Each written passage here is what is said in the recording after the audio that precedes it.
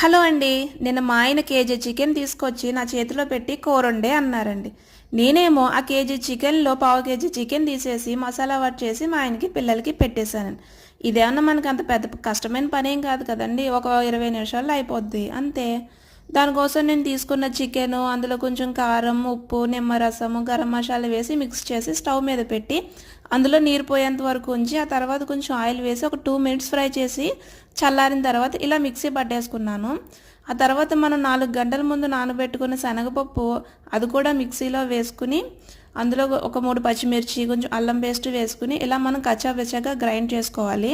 ఆ తర్వాత అందులో మనం కొంచెం ఆనియన్, జీలకర్ర కావాలంటే మనకి స్పైసీ ఇంకా పచ్చిమిర్చి కూడా వేసుకుని బాగా మిక్స్ చేసేసుకుని ఇలా కాగుతున్న నూనెలో వడల కింద చేసుకుని వేసుకోవడమేనండి. చాలా ఈజీ, టేస్టీగా కూడా ఉంటాయి. ఎప్పుడు మనం బయట నుంచి తెచ్చుకుని ఏం తింటాం, ఇలా మన ఇంట్లో వాళ్ళకి చేసి పెడితే వాళ్ళు బాగుందంటే ఆ ఫీలింగే వేరు కదా.